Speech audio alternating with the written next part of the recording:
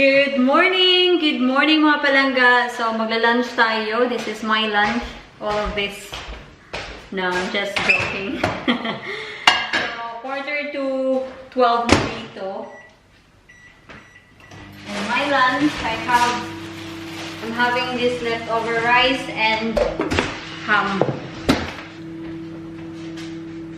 Han, I want some of that. So,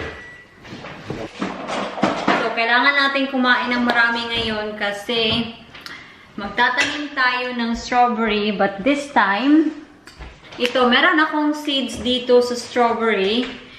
And to let you know, last time na nagtanim ako ng strawberry, they are already a plant. And ito yung first time ko na magtanim tayo ng strawberry using seeds. So, ang gagawin natin, kukuha tayo sa shed ng ganito para ilagay natin yung seeds. Kasi yung seeds na nabili ko online, it says they are giant strawberry. So, hopefully, giant talaga sila. I hope na yung strawberry natin ganito kalaki ba? Naku! Wow! Hopefully na mag-germinate sila. See, I get a button, look what. Yeah, they can see me now. No, it's your choice to have a bread. Was I offered to have hot ham Don't give me that. and rice? No. Not at all. You need to clarify that, Jan. You don't want to have a big meal. Mostly breakfast, lunch. You want your proper meal at tea time. This is why I'm so thin. So I have the dipping sauce right here. Vinegar and soy sauce. And she's lost her spoon. It's very hot.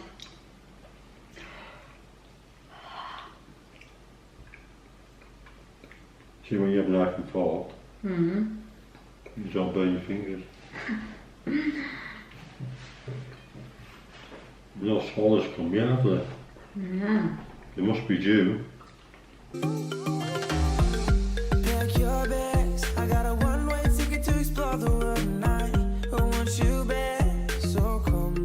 Tapos na tayong kumain.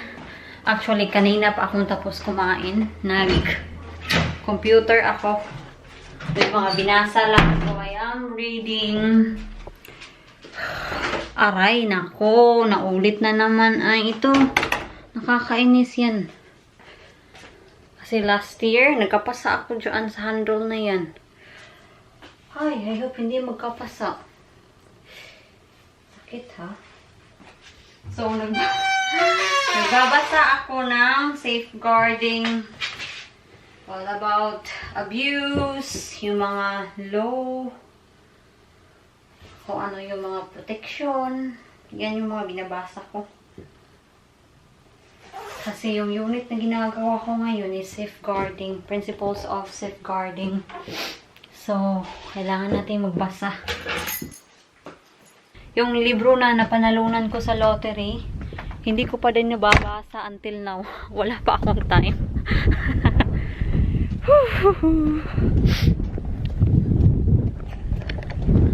So, sabi ko ni Mr. kung mag-self-isolate ako, dyan ako titira sa zona namin. Kasi, sobrang warm kaya dyan.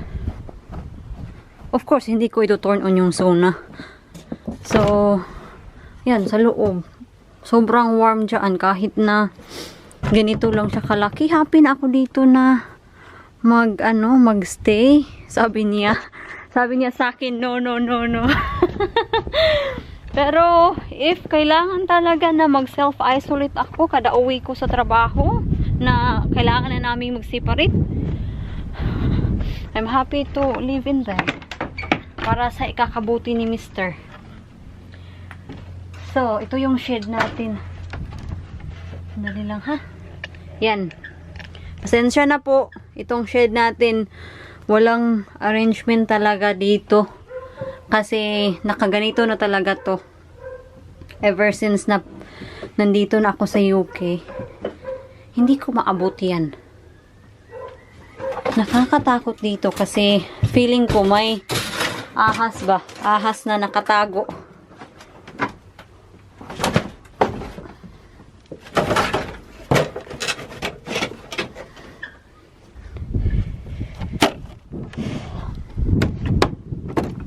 Kailangan din nating linisin yung ating greenhouse, mga loves. Kasi tingnan nyo, oh.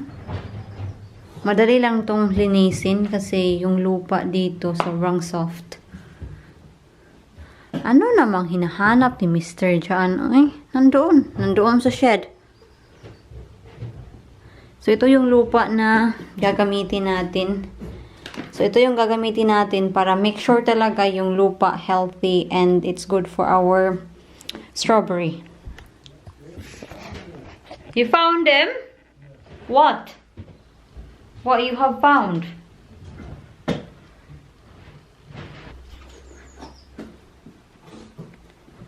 Itong nakuha ko, sabi niya mali daw to. I only need one. Yeah, well, that's It's broken now, sweet. just leave two together. It might go on top of that, you see. I see. There you go. There you go. Alright, thank you. See, tingnan nyo yung lupa. Sobrang dark niya.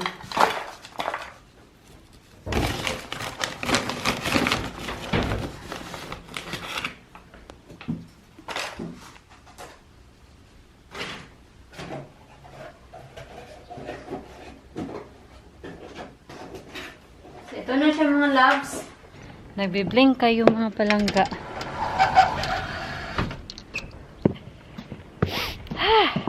Tumutulo na naman yung sipon ko. Dahil malamig kasi. So, magtatanim na tayo, mga palangga. So, hopefully lang talaga mabubuhay siya. Kasi, binili ko talaga to sa EB kasi yun na nga, giant strawberry yung nakalagay. And, meron na naman tayong strawberry, pero gusto ko yung strawberry na malalaki. At yung picture doon, it looks like na ano naman, malalaki, but this is it. You never know kung inedit ba or hindi.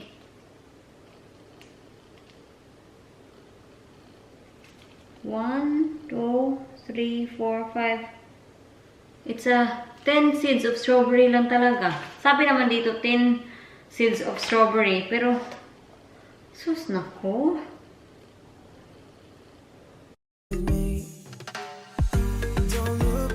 Please, tumubo ka.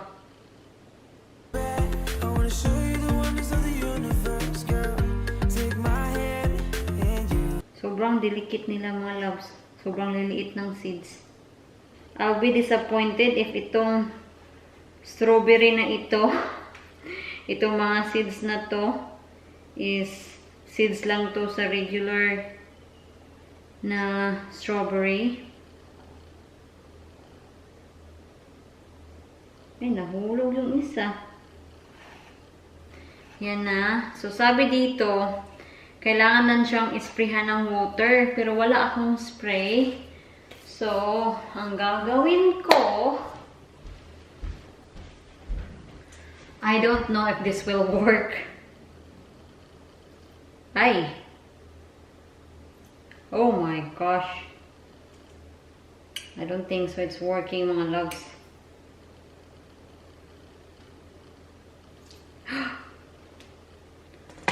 Pitik-pitikan ko na lang talaga to ng tubig.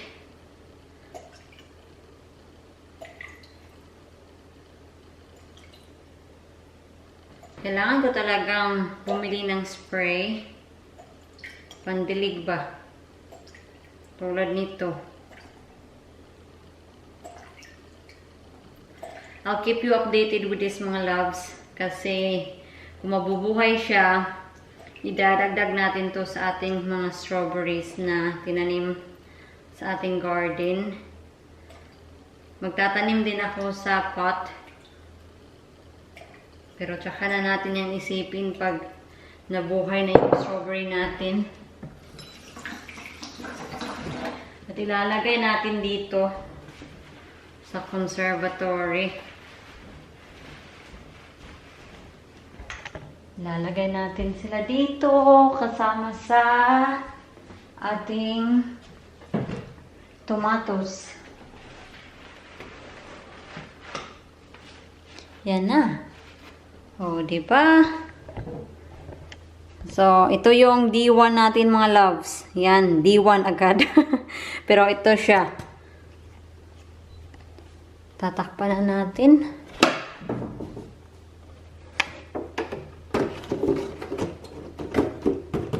Yan. So, gusto pa lang makakita ng ating orchids. Ito yung orchids natin. Yan. Hello, girls! Nandiyan sila. At yung isang orchids natin nandito. At namumulaklak na din. Yan. O, diba? Yan.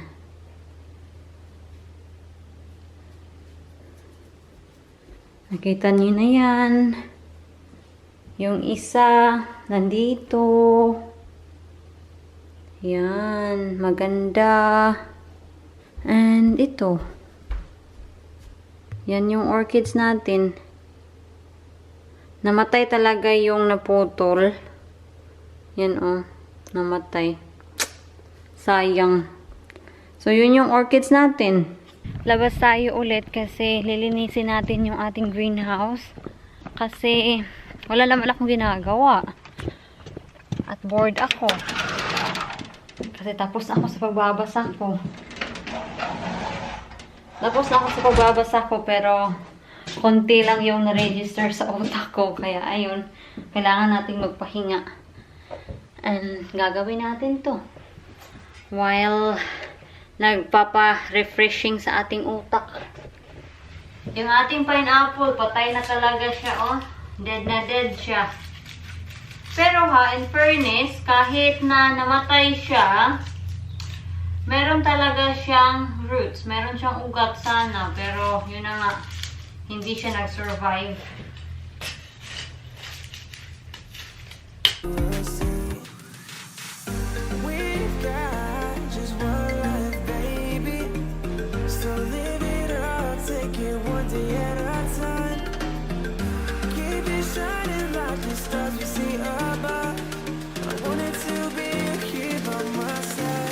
Yung rosemary natin, nung tinatouch ko siya, nung naglilinis ako, yung amoy niya, sobrang, sobrang lakas ng amoy niya.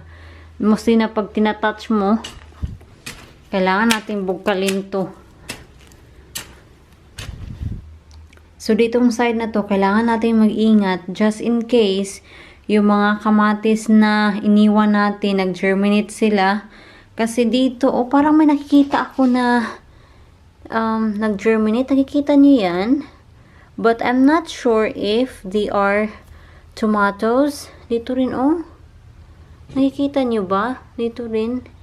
So, hindi ako sure kung kamatis ba or weeds.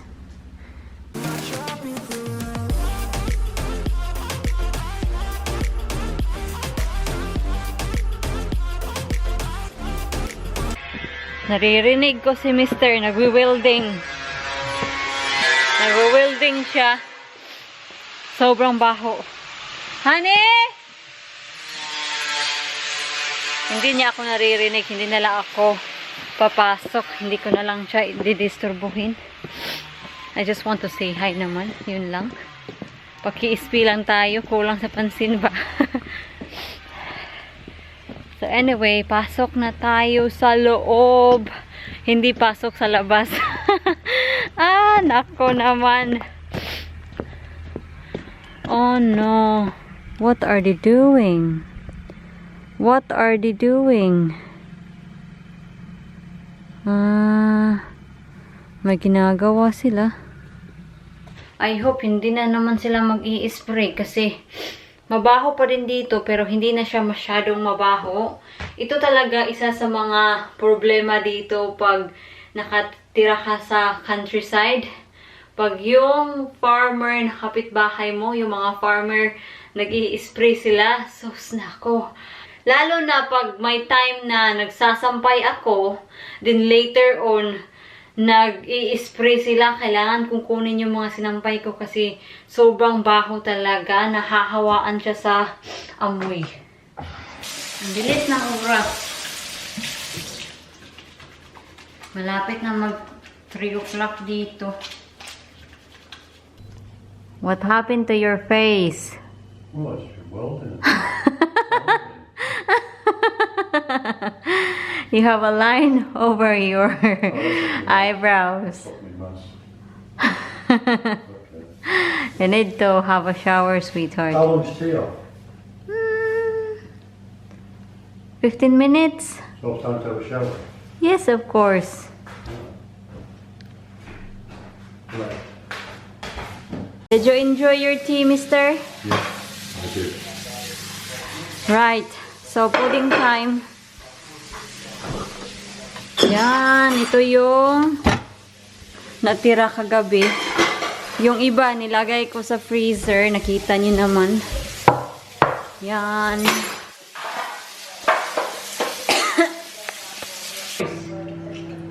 Have you ever tried it?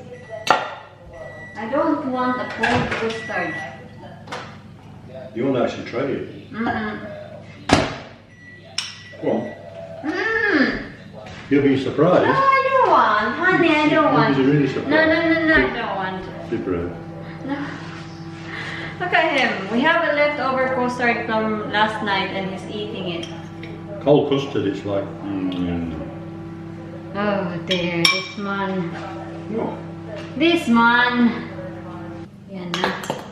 Ready na yung ating custard. After nito mga palangga, after we had our pudding, lalabas tayo to water our strawberry kasi it's already few days na hindi umuulan. So, in order sa ating strawberry na mag-survive, we need to water our strawberry. Yan na. Mr. John! Yes, Mrs. John. I'll be back. It's ready! So ito, yung pudding. Oh, sarap. Ito na, magdidilig na tayo sa ating strawberry. In fairness mga palangga, this past few days, maganda yung panahon. I hope lang talaga this coming days, hindi babawi yung weather. Kasi minsan, pag maganda yung... Ay, bakit walang agos?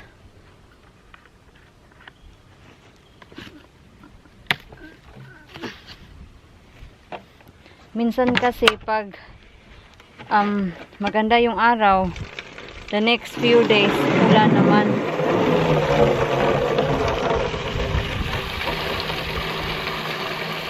Tingnan natin kung wala bang parang mukhang patay. Wala naman. Mukhang happy naman sila.